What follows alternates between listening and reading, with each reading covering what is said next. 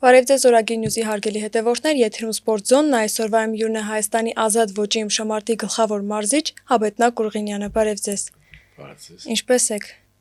Լավ։ Պարոն Կուրղինյան, այս պահին Հայաստանի ազատ ոճի ըմբշամարտի հավաքականի կազմը ինչպես կգնահատեք։ Իրենց պատրաստվածությունը, սպորտային կարիերան, ինչպես կգնահատեք։ Այս պահին Հայաստանի մեծահասակների մասին է խոսքը։ Եվրոպայի առաջնության վերջի փուլն է, իսկ գտնում եմ, որ բավարար պատրաստվածության կա տղաները, որ լավ մասնակցենք։ Շուտով ասիկ Եվրոպան է, չէ՞, առաջնությունը, քանի հոգի է մասնակցելու այդ առաջնությանը, որ քաշային կարգերն են լինելու, ովքեր են լինելու։ Այդ քաշային կարգերը դեռ մենք կհայտարարենք մոտ վերջի հավաքի ընթացքում։ Հիմնական մեր տղաները կլինեն, կասեմ, որ այս տարի Եվրոպայի առաջնության չի մասնակցի Արման Անդրեսյան վնասվածքի պատճառով։ Իսկ քանի մեդալ եք սպասում իրենցից։ Որ հաստատ գիտեք իրենք մեդալ բերելու են։ Հաստատ քիչ դժվար է ասել, որովհետև սպորտում չես կարող հաստատ ասել։ Ուժեղներն են պարտվում։ Բայց օրինակ Արսեն Հարությունյանի ու Վազգեն Թևանյանը ես իմ պահով որ մենք նայում ենք ըմբշամարտ, գիտենք, որ իրենք մեդալ բերելու են։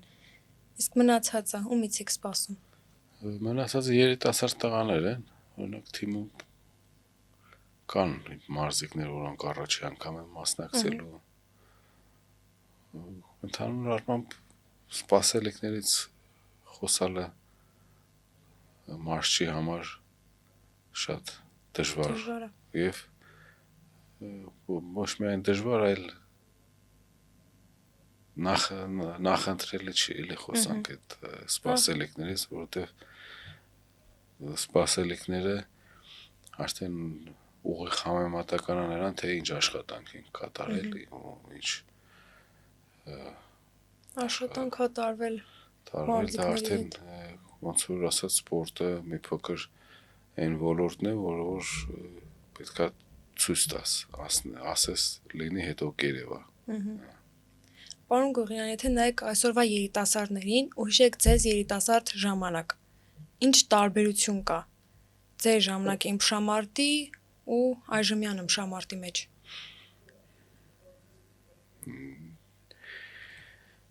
Լավ է, վատ է, որն էր ավելի լավ։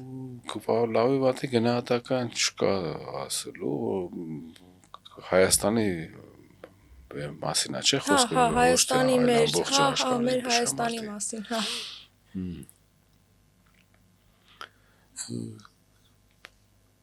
Ժամանակին այն ժամանակվա խնդիրները կար, ժամանակին հիմիկվա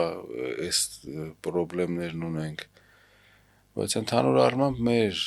իմ գնահատմամբ ոչ միայն գնահատական է, այլ դա ես տեսնում եմ, որ մեր մարզիկների, մեր ըմբշամարտի հիմնական թերությունը համեմատած այսօրվա դրությամբ մենք քիչ թերություն ունենք, դա տեխնիկական է։ Տեխնիկական եւ տակտիկական աշխատանք մարզիկների,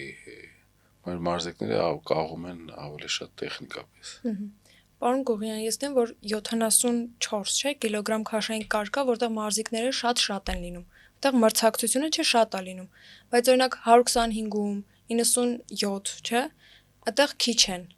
տղաները, ինչի։ Մեր Հայաստանի մասին է խոսքը, էլի Հայաստանի խոսում եմ։ Դե այդտեղ պետք է հաշվի առնենք նախ մեր հայկական մեր ֆիզիոլոգիան, գենով ոնց է։ Մենք մի քիչ ավելի շատ միջին քաշային կարգերում ենք ունի, թեթև միջին։ Չնայած կան, օրինակ, ասեք հիմա մյուս մարզաձևերում ոնց է ծանրամարդ, օրինակ ծանր քաշայիններ ունենք, լավ։ Ուղղակի այստեղ արդեն մարզաձևի յուրահատկությունը նա է, որ մենք 1-2 հոգով չենք կարողանում այդ մրցակցությունը ապահովել, այսինքն ծանրամարտում դու կարողանում ես ապահովել, օրինակ դու ես ու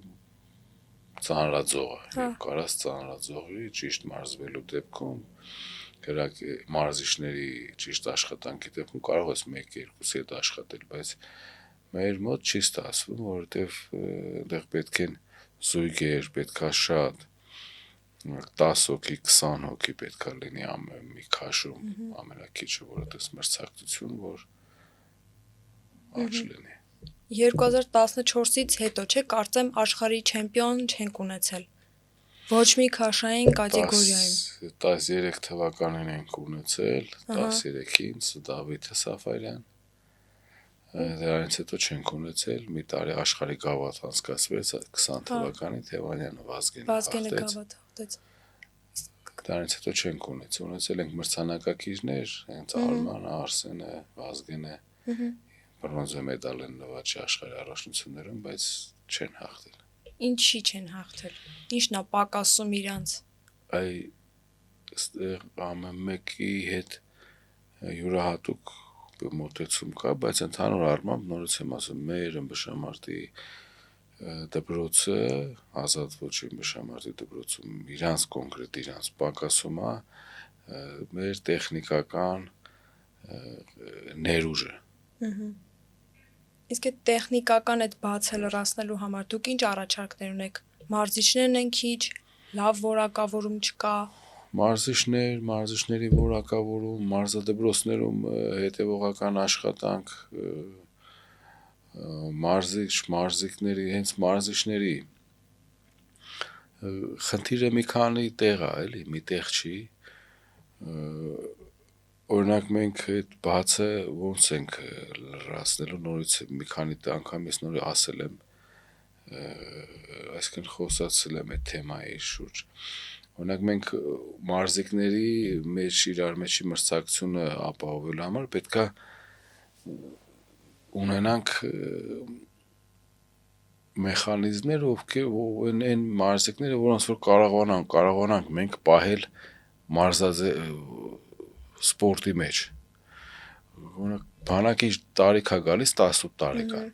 18 տարեկանից մեր մոտ լինում է կտրուկ նվազում աճի։ Մինչև այդ մարզադպրոցներում օրինակ լինում են Հայաստանի առաջնություններում անցկացնում ենք օրինակ 300 հոգի մասնակից ենք ունենում, բայց գալիս է արդեն 18 տարեկան այդ երիտասարդական տարիքը քանակը լրիվ իջնում է, դառնում է 60 հոգի։ Բանակայինների համար սպորտ, ովքեր որ սպորտով են, չէ՞, զբաղվում, իրancs համար կա հատուկ բանակ,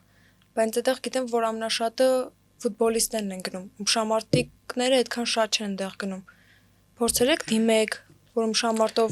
ապագան կա, իրանք էլ գնան այնտեղ, որ կարողանան։ Այնտեղ գնում են, այնտեղ ինչ-որ Եվրոպայի առաջնություններում մեդալակիրներ նվաճածները, մեդալ նվաճածները գնում են, բայց հարցը այդտեղ այդ հարցի լուծում չի։ Այնտեղ ինչ-որ սահմանափակ քանակ, իրանք էլ բանակի վաշտը բացել կա, ուզում են անցած տարի մի 2 տարի առաջ հիշում եք Վազգենը, Թևանյան, Արսենը, Մալխասը գնացին բանակ, չգիտեմ, մեծ եսի ինչ դարձավ։ Բայց տղաներ էլ կան, ով գալիս է հաղթանակի, օրինակ 20 տարեկանից հետո, այդ 2 տարին իրան չի խանգարում, որ ինքը ոչ մի բան չի անում, մինչև այդ ակտիվ ումշամարտով զբաղվել 2 տարի ոչ մի բան չի անում, հետո նորից ուզում է գա, բայց ինքը այդ բանակում չի ծառայել, ծառայելա, չգիտեմ, Սյունիքում։ Այդ չի խանգարում։ Իհարկե խանգարում է, հենց մեր մարզաձևը, օրինակ մարդը մինչև 18 տարեկան ճիշտ եք ասում, որ կարող է չլինի 18 տարեկանից հետո են մարդը ձևավորվում, տղամարդը մինչև 25 տարեկան կազմավորվում։ Մեր Հայաստանի մենք ունենք դա մեր համար, ինչի տեխնիկական մենք այդտեղ կորուստ շատ մեծ կորուստ ունենք, ու այդ կորուստը, որը որ չունի մեր բշամարտը մյուս սպորտային երկրներ, օրինակ Վրաստան, մեր հարևան մյուս երկրները չունեն ոչ մեկ այդ պրոբլեմը, որովհետև 18 տարեկանից հետո ես դու 20 տարեկան նոր իրանց հետ աշխատում, սկսում իրանց մրցակցությունը լինում, այստեղ մեր մրցակցությունը կորում է, ու մենք կտրուկ հետ ենք եթում, 300 հոգուց դառնում է մնում է 40 հոգի, 50 հոգի մարզվող, այստեղ խնդիրը շատ լուրջ է, ցանկացած խնդիր, որ եթե մենք ուզում ենք լուծենք, ուզում ես սպորտի հետ կապված բազմակողմանի է, ուրեմն այդ սաղ կողմերը պետքա դնենք ոչ թե մենակ խոսանք, այլ լուրջ հետևողական աշխատանք է պետք։ Օրինակ, բանակի հետ կապված խնդիր կա, ես առաջարկում եմ, օրինակ ոնց էր իմ ժամանակվա ինչ ունեինք, հիմա ինչ ունենք։ Օրինակ ինստիտուտները 90-ականներին տարկետում էր տալիս։ Ես ինքս, եթե տարկետումը ինստիտուտ չընդունվեի, չսովորեի, քիչ հավանականություն կլիներ, որ կմնայի կզբաղվեի ըմբշամարտով 18 տարեկան նորից կգնայի բանակ։ Ու իմ նման իշքան մարդիկ ու այս հարցը շատ կարևոր հարց է, որովհետև այս հարցը նախ ոչ միայն այդ մարզիկին է վերաբերվում, այլ վերաբերվում է բուհի, այսինքն մեր բուհը, մայր բուհը ֆիզիկական կուլտուրայի պետական ինստիտուտը, ինքը պատրաստում են նաև մարզիչներ։ Այստեղ մարզչի որակավորումը արդեն մնում է կիսատ։ Ինքը ընդունվում է, տարկետում չկա, գնում է բանակ, արդեն շատ քչերն են, որ գալիս են 2 տարի հետո, հիմա մի տարի ու կես է, չնայած տարի ու կես հետո է շատ դժվար է նորից գալ սպորտով վերական մտնի սպորտի մեջ, շատ քիչ մարդիկ են եղել։ Ու դրա հետ մեկտեղ իրանք արդեն ստանում են մարզչի որակավորում, բայց իրանք գործնականում ըմբշամարտից մարզաձևից կտրված են։ Իրանք, այսինքն մենք այս գործնական եւ տեսական գիտելիքները մեր մոտ կտրվում է, չի համատեղվում։ Ժամանակին, որ մենք ֆիզիկական կուլտուրայի ինստիտուտ գնում ես, ոչ միայն քանակի հետ կապված, որ մենք կունենանք մրցակցություն, այլև սա մեր մարզիչների որակավորումը, սրանով մենք բավականին թերացրել ենք, որովհետև այդ մարզիկը գործնական եւ տեսական գիտելիքները իրար չի բռնում, չի համապատասխանում։ Իսկ այդ ընթացքում, որ մենք տարկետում համինքը սովորի, այսինքն սովորի մարզվի եւ որպես մարզիչ արդեն որակավորվի։ Այստեղ համ այս բացը ուրեմն համ մեր մարզիչների վրա է ազդել իրանց որակի վրա։ Համ էլ մյուս կողմից էլ մենք արդեն չունենք մրցակցություն։ Քանակը քչանում է։ Օրինակ այս մի հարցը ինքը մի հատ թե բայց ինքը երկու կողմանի լուծում է տալիս ու մյուս կողմից էլ եթե այս հարցի լուծում չկա, երկու կողմանի արդեն մենք կաղում ենք։ Եվ մրցակցություն չունենք այս պահին եւ տարիներ հետո հետագայում մենք կունենանք ոչ լիարժեք մասնագետներ, որը որ պատրաստելու են։ Օրինակ այս հարցը շատ լուրջ հարց է։ Ես նորից եմ կրկնում, մեր որ մենք եղել ենք, հետո 90-ականից հետո վերացրեցին դա։ Հա, դեվ կրթությունը միացրեցին սպորտին, բայց շատ ժամանակ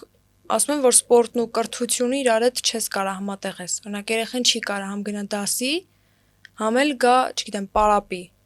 Այդ խնդիրը ոնց են կարգավորում կամ ինչ պիտի արվի։ Ես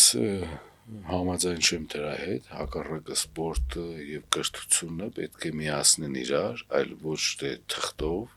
ձևով, այլ բովանդակությամբ էլ։ Հիմա մենք որ ասում են առանձնացնեն, ես այդքան էլ հակառակը պետք է միացնեն, սպորտը ինքը պետք է կրթության ճյուղ մաս լինի ու դա նորից եմ ասում, դա պետք է բովանդակությամբ միացնեն։ Կրթությունը եւ սպորտը համատեղելի է ու ոչ միայն այլ պարտադիր պետք է համատեղ լինի։ Իհարկե կան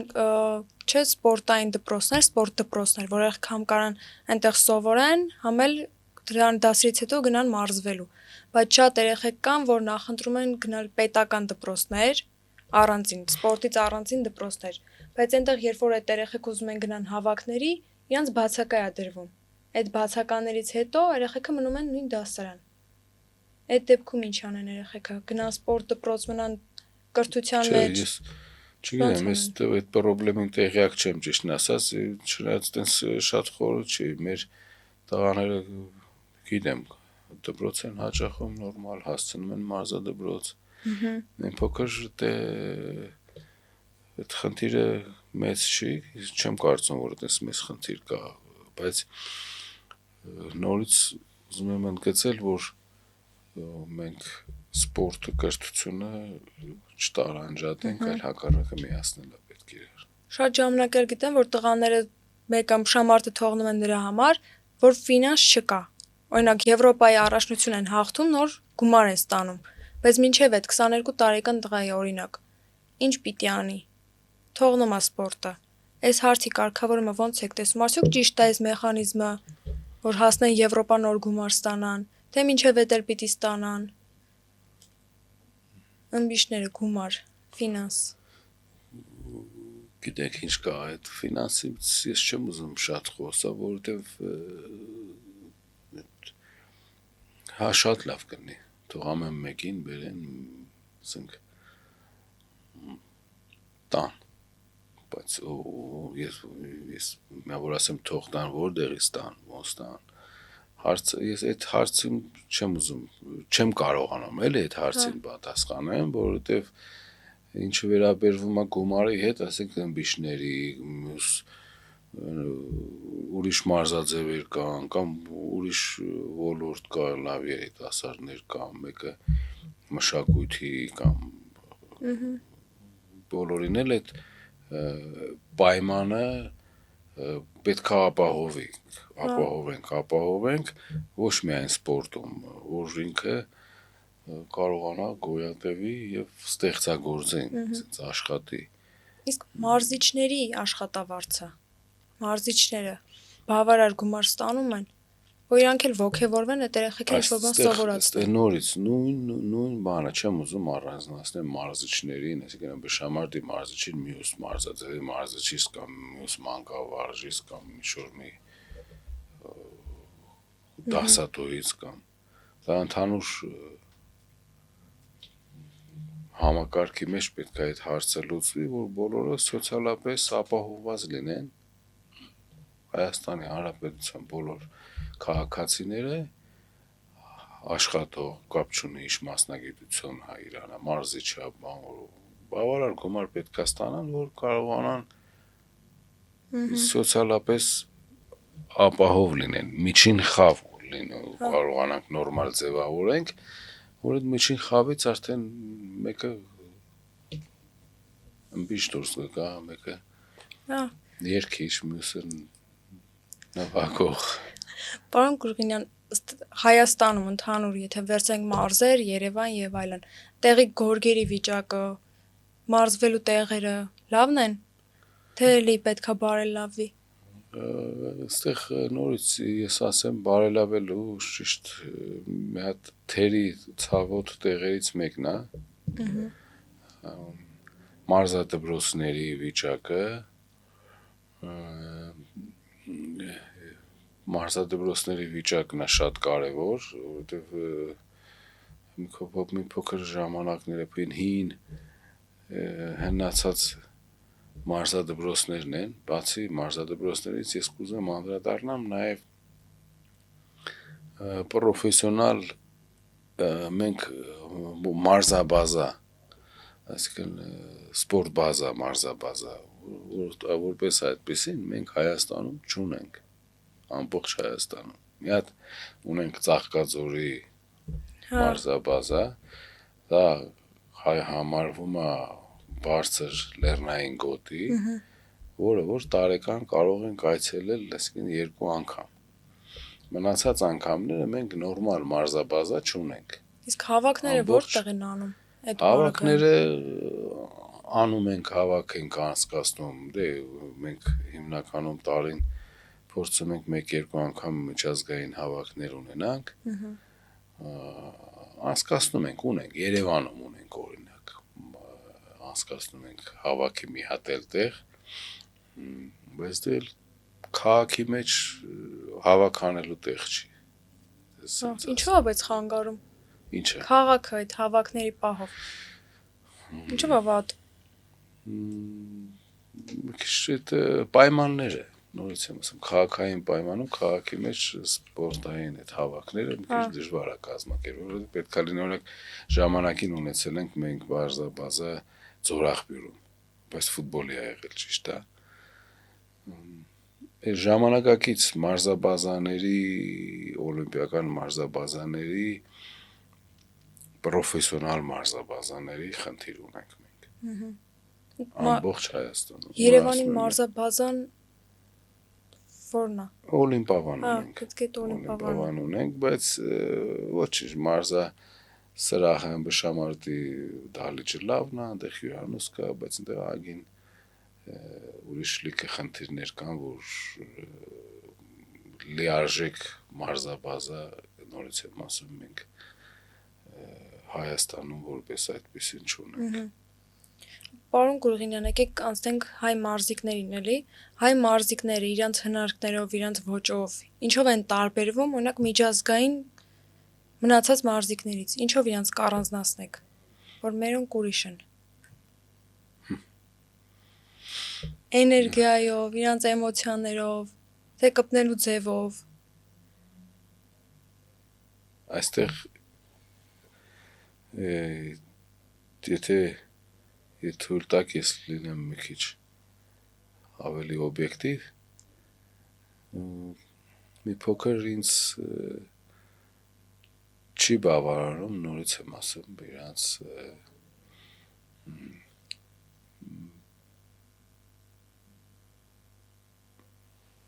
կարգը բարձր,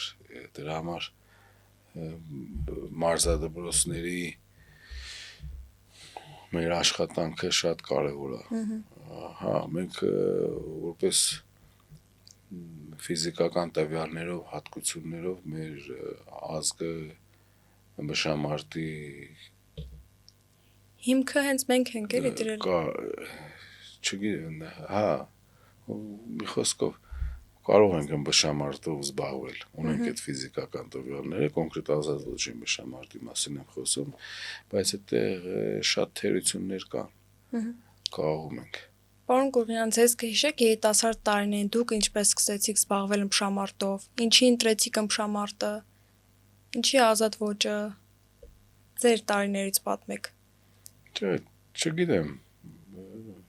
Ով տարավ Իսկ ձեզ։ պատահական է ստացվել, կարային ուրիշ տեղ տանեին, կարային չտանեին ընդհանրապես։ Բայց սիրել եք Բշամարտը, զբաղվել եք, թե ուղղակի տենց հոբիի նման էր, գնում էիք։ Չէ, դե փոքր փոքր ժամանակ սիրում էի, իհարկե սիրում էին, գնում էինք։ Իսկ հետո երիտասարդ տարիներին առաջնությունները կհիշեք ձեր ամենաբարդ ձեր առաջնությունը ո՞րն է եղել, որ դուք ունեցել եք, դուք կպել եք։ Ես արդեն չեմ հիշում, ճիշտն ասած։ Ձեր առաջնությունները։ Ով պարոն Գուրգինյան, շնորհակալ եմ, մի քանի հարցեր եմ պատրաստել։ Պետքա արագ պատասխանեք այդ հարցերին, առանց մտածելու, որը կընտրեք։ Դուք մարզեք, թե մարզեք։ Դուք մարզվեք, թե մարզեք ձեր աշակերտներին։ Մարզել։ Տաղանդավոր լինեն, թե աշխատասեր լինեն ըմբիշները։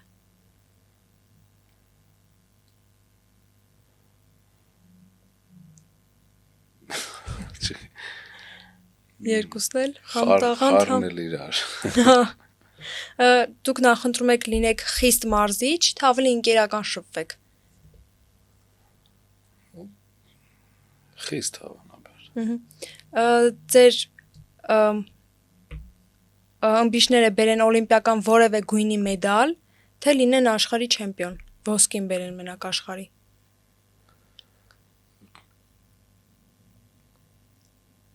Կամ օլիմպիական բրոզն են տալիս, կամ աշխարհի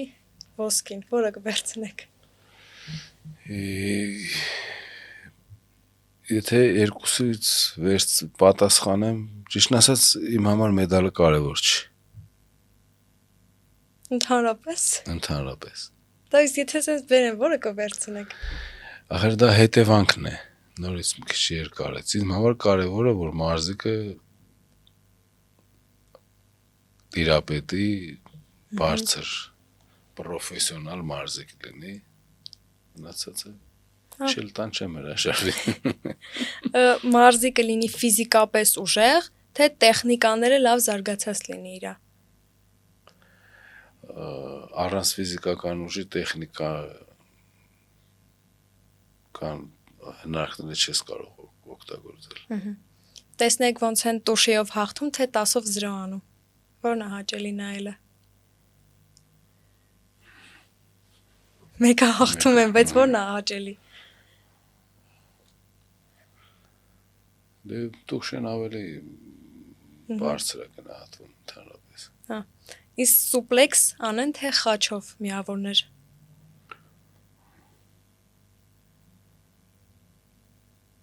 Ոնց կստացվի։ Որն է ավելի լավը ձեր համար։ Սիրուն որ նայվում է ձեզ։ Վերցնում սուպլեքս, թե խաչ։ Չգիտեմ սուպլեքսը։ Արագ հաղթեն, թե գեղեցիկ հաղթեն։ Գեղեցիկ հնարքներով հաղթեն, թե արագ բայց հաղթեն։ Ես թվում է գեղեցիկ։ Այդքանն էի պատրաստել, շնորհակալ եմ պարոն Գուրգենյան։ Շնորհակալություն այսօր այսքանն էինք պատրաստել, հետևեք մեր սպորտ զոնին։